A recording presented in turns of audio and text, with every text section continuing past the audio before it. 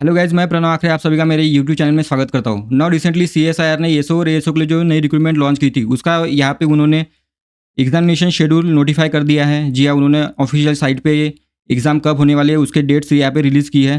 तो in this video we will be talking about कि जो रिमेनिंग टाइम स्पैन है उसमें हम अपना स्कोर कैसे मैक्सिमाइज कर सकते हैं, उसकी हम यहाँ पे 15 डेज स्ट्रैटेजी यहाँ पे डिस्कस करेंगे।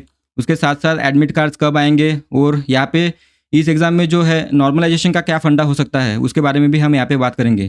तो लेट्स गेट स्टार्टेड। तो सीएसआईआर ने यहाँ पे इस एग्ज़ाम के स्टेज 1 का शेड्यूल नोटिफाई किया है, जिसमें पेपर 1 एंड पेपर 2 इंक्लूडेड है। तो एज़ यू नो, पेपर 1 और पेपर 2 से ही आपकी कट ऑफ बनेगी और आपको स्टेज 2 में क्वालिफिकेशन मिलेगा। तो यहाँ पे स्टेज 1 की डेट्स आ चुकी है, जो है 5 फरवरी से लेके 20 फरवरी तक के ये एग्ज़ाम कंडक्ट की जाने वाली है। डिफरेंट शिफ्ट्स में ये एग्ज़ाम होगा। तो अगर आपका एग्ज़ाम आता है 5 तारीख को, तो इसी दिन आपके दोनों पेपर होंगे। ऐसा नहीं होगा कि अगर आपका एक पेपर 5 तारीख को है तो दूसरा पेपर आपका 10 तारीख को आएगा या 20 तारीख को आएगा। ऐसा यहाँ पे नहीं होने वाला है।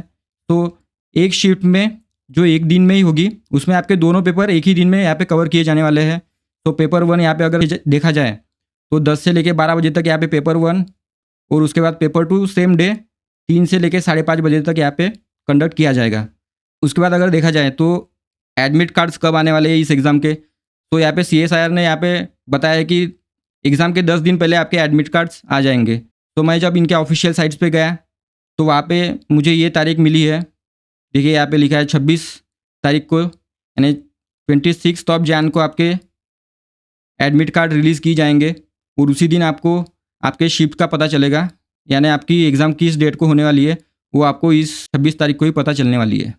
नाउ देखिए, 5 ऑफ फेब को ये एग्ज़ाम कंडक्ट होने वाली है। इसका मतलब आपके पास इफेक्टिवली सिर्फ 15 डेज ही बचते हैं। जेन्युइनली स्पीकिंग, मुझे ये लगा नहीं था कि ये एग्ज़ाम इतने जल्दी कंडक्ट हो जाएगी।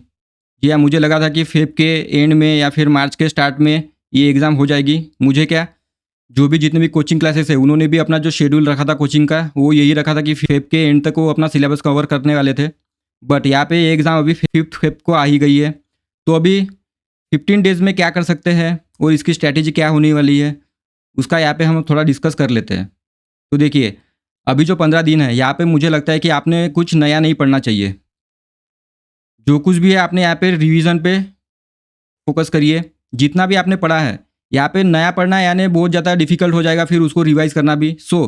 जितना आपने पढ़ा है उस पे अगर आप ज़्यादा स्कोर कर पाओगे तो ही आपको ये एग्ज़ाम थोड़ी क्रैक करने में ईज़ी जाएगी। तो यहाँ पे आपको रिवीजन पे सबसे ज़्यादा फोकस करना है।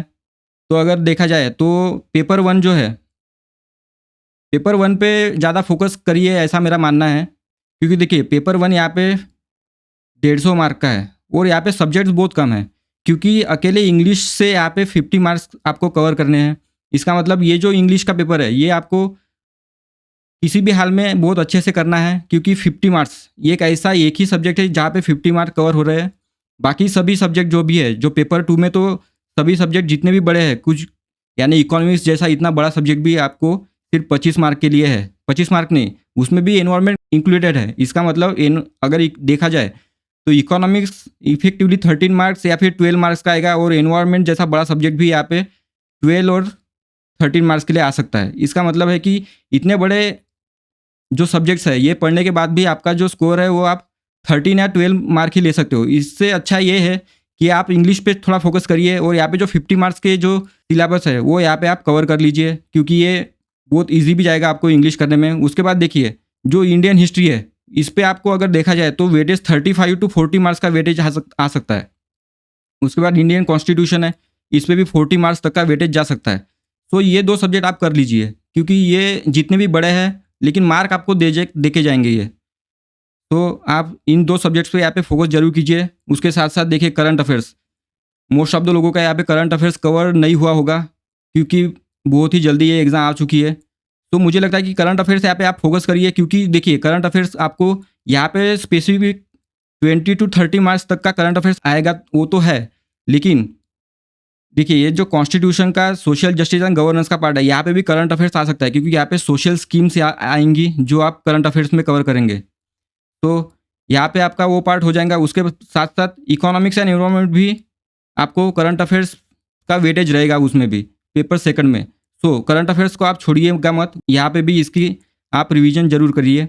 उसके बाद देखिए, अगर पेपर 2 की बात की जाए तो पेपर 2 में यहाँ पे 8 पार्ट्स है, और अगर ये आपने पढ़े हैं तो पढ़े हैं, अगर यहाँ पे आपने एक भी पार्ट अगर छोड़ दिया है या फिर आपने पढ़ा नहीं है, तो मैं आपको बता रहा हूँ कि आप नहीं पढ़ो वो पार्ट यहाँ पे, क्योंकि अभी सिर्फ 15 दिन बाकी है। आपने जितना पढ़ा है उतना ही यहाँ पे रिवाइज कीजिए, क्योंकि यहाँ पे नया पार्ट अगर पढ़ने जाओगे तो आपको उतना ही ज़्यादा और आपका मोरल भी डाउन हो सकता है। क्योंकि देखिए, यहाँ पे जैसे डिसीजन मेकिंग है, यहाँ पे इसको कुछ पढ़ना नहीं है, ये आप विद इन 2 to 3 आवर्स कुछ एक थोड़ा सा पढ़ लीजिएगा इसके बारे में, तो आपको ये समझ में आ जाएगा डिसीजन मेकिंग के प्रॉब्लम कैसे सॉल्व करने हैं। तो ये आपका यहाँ पे कवर हो जाएगा 25 मार्क का।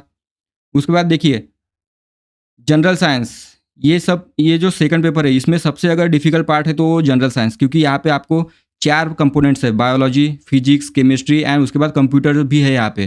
तो अगर आपने ये पढ़ा हुआ है पहले तो आप इसको सिर्फ रिवाइज करिए, यहाँ पे इसको नए से पढ़ने की कोई ज़रूरत है नहीं अगर आपने पढ़ा नहीं है। और देखिए, हम यहाँ तक आए हैं, ग्रेजुएशन करके आए हैं, बाद 12th में हमने कुछ बेसिक साइंस तो पढ़ी है, तो उसके बेसिस पे आप कुछ क्वेश्चन यहाँ पे सॉल्व कर जाओगे, तो यहाँ पे उसको टेंशन लेने की ज़रूरत है नहीं।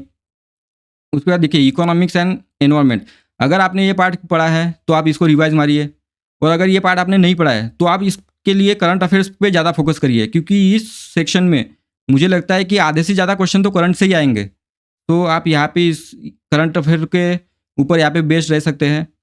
उसके बाद देखिए, इथिक्स एंड इंटीग्रिटी, सबके लिए यही पेपर है जो सबको बहुत ज़्यादा परेशानी देगा इस पूरे पेपर में, पेपर सेकंड में। तो आपने अगर इथिक्स एंड इंटीग्रिटी पहले पढ़ी हुई है तो ही आप ये करिए, अगर आपने नहीं पढ़ी हुई है तो इसको हाथ बिल्कुल मत लगाइए। इससे अच्छा है कि ये टाइम आप दूसरे जगह पे इन्वेस्ट करिए, वहाँ पे ज़्यादा आउटपुट लीजिए, क्योंकि इथिक्स एंड इंटीग्रिटी एक ऐसा सब्जेक्ट है, बहुत ही ज़्यादा सब्जेक्टिव है, और फर्स्ट रीडिंग में तो ये सर के ऊपर से ही जाने वाला है। इसलिए अगर आपने यहाँ पे रिवीजन नहीं की है तो इस सब्जेक्ट को आप हाथ मत लगाइए। उसके बाद मैनेजमेंट एंड प्रिंसिपल, ये देखिए, ये सब्जेक्ट अगर आप एनसीईआरटी पढ़ लोगे तो मुझे लगता है कि 1 से 2 दिन में आप एनसीईआरटी यहाँ पे कवर कर सकते हो इस सब्जेक्ट की, और एनसीईआरटी से मेरे ख्याल से 50% क्वेश्चन तो कवर होंगे अकॉर्डिंग टू मी। तो अगर मैनेजमेंट प्रिंसिपल आपने पढ़ा नहीं है तो भी अगर आपके पास अगर है आपके शेड्यूल में कि आप 1-2 दिन निकाल सकते हैं तो आप ये ज़रूर पढ़ लीजिए, क्योंकि इसमें से आपको अगर 15 मार्क भी मिल गए 25 में से तो भी आपको बहुत यहाँ पे कॉस्ट बेनिफिट अच्छा रहेगा यहाँ पे इसका। उसके बाद देखिए, ज्योग्राफी तो हमें सबको पता ही है, आपने भी पढ़ी होगी, और इसको रिवाइज करने में भी ज़्यादा टाइम नहीं लगता है। सो इस प्रकार से आप देखिए, इस जो 15 दिन का जो फेज़ है इस पर आप मोस्टली रिवीजन पे ज़्यादा फोकस करिए, कुछ नया पढ़ने की यहाँ पे ज़्यादा कोशिश मत कीजिए। हाँ, अगर आपकी रिवीजन हो चुकी है और आपके पास अभी भी वक्त है और आपके कुछ सब्जेक्ट अगर वीक है तो आप उन सब्जेक्ट को यहाँ पे ज़्यादा फोकस करिए। देखिए, मेरा मानना है कि आप यहाँ पे 60:40 का यहाँ पे रेशो बनाइए, यानी जो आपके सब्जेक्ट वीक है उसके लिए आप 60% यहाँ पे टाइम इन्वेस्ट कीजिए। उसके बाद जो आपके ईजी है उसके लिए आप 40% टाइम दे सकते हैं। इससे अगर आप करोगे तो आपका सिलेबस जल्दी कवर अप हो जाएगा। नाउ देखिए, बहुत सारे स्टूडेंट्स ने मेरे को एक क्वेश्चन भी भेजा था कि इस पेपर में जो शिफ्ट्स होंगे, क्योंकि ये पेपर अभी क्लियर हो चुका है कि मल्टीपल शिफ्ट में होने वाला है, तो यहाँ पे नॉर्मलाइजेशन होगा क्या?